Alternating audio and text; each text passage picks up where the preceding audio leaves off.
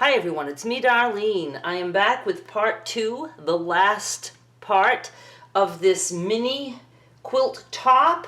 I still don't know if I will be actually making a quilt out of it because I have a lot of stuff to do, but let's just at least finish the top and then we'll decide from there.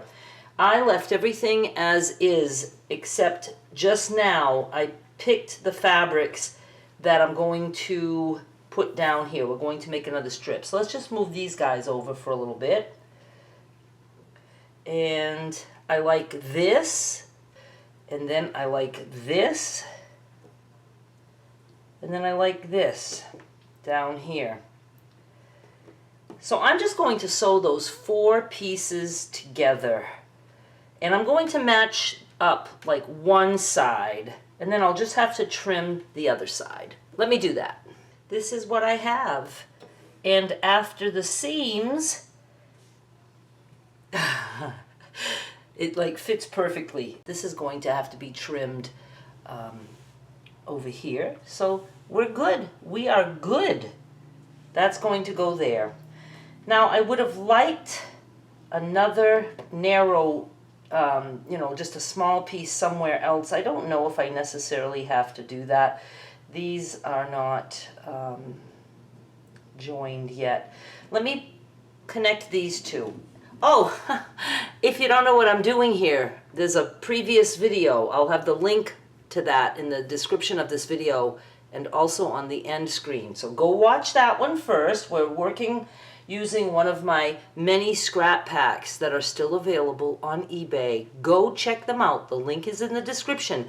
You can pick the scrap pack of your choice. You're going to love it, and I'm showing you how you can just use those scrap pack pieces as is. Hang on. I don't know if you could hear that. The timer was ringing. So now I'm just going to sew these two together. I think we're going to be finished because it's a nice little size if it's going to end up being for a pet. So I'm just going to sew right there. I have this now. I'm not going to sew it to this one quite yet. Just going to put it there. Now, I am going to put another more narrow piece like this right here. But I don't want to pre-cut it because I want to be able to have wiggle room and do what I want. So I have this guy here, and I'm going to put this here. Oh, but I don't really want intersections to match. Let me rethink. I think what I'm going to do is this. I'm going to use a piece in this direction. That edge is straighter, so that's why I just turned it. Because I don't want the intersections to match. I like it when they're all over the place. And then I'm going to put this here, and then I can trim this when I'm done. And then that will give me another little strip. You know, this one is just a little bit out of place. It's not a big deal, but it will have a buddy. Alright, so I'm just going to sew that there. And I'm just going to move these guys out of the way because we can still make changes. We don't have to connect everything all at once. So I like that. And then I am thinking of putting, let's see, I can make this narrower, like, how do I show you? Okay, let's just say I trimmed it and we just had something like this going on. And then of course it would be trimmed here. And that would give me room to maybe use 2 more pieces without having to cut anything else. So far we've only cut 2 pieces. This one, that is what was left for that. And now we're going to be, having a little bit of leftover of this one. So let me bring this strip back in just to see how long I need this. Like I said, it's just like making a puzzle. And you do have a lot of different sizes in the scrap packs. So you don't have to be just cutting everything. So let me see if I would have something that would fit here maybe. It can always be trimmed. Do I like the red there? I like the red there. And the aqua. Okay, I'm going to go sew these 2 pieces together too. I'm going to sew them right there. I don't know if I'm going to like it, but we'll see, right? Okay, I move this over. This is the strip that I'm using to judge how long this all has to be.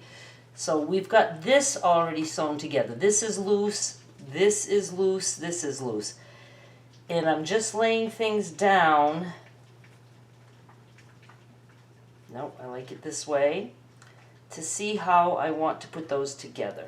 I'm going to start by sewing this to this. I'll trim that little excess at the machine. Sewing right there, and you can see I want just the yellow part to be small, so I'm lining up this edge like that. Now I have this, and I'm going to just trim this with my scissors.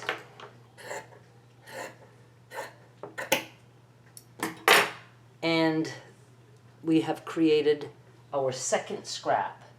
This is all we have for scraps so far. Okay, this is cool. This is cool. I'm going to trim this little tiny piece that's sticking out.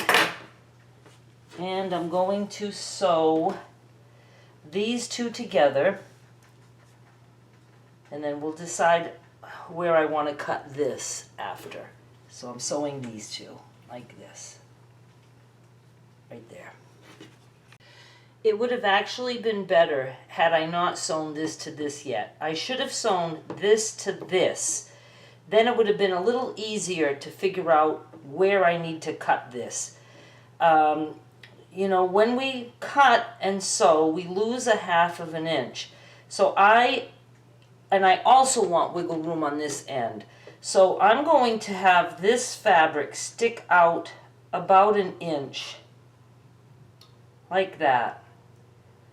And that's where I'm going to cut.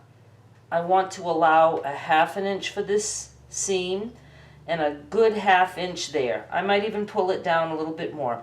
Then when it's too long, I can trim here, but I would have rather trimmed there. So it would have been better for me to sew these two together. But I really like this little block right here. So let's hope I don't fuck this up. I'm going to just cut here. And look at me just cutting. No ruler, nothing. Oh my goodness, that's all I trimmed off. And it's crooked. That's okay. Now I'm just going to sew that there. Oh, the whole thing has to come with me. I got lucky. I did a pretty good job.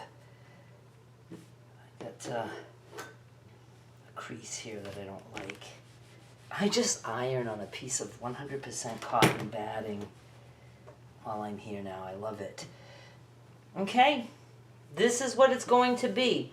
Now let's say for the hell of it that you did screw up and it ended up being shorter, like by a lot, like that. Don't worry about it. Just make this side shorter too, you know? No rules. Okay, now we're just going to sew these 3 pieces together. I like it very much. Like this to there, we'll be done.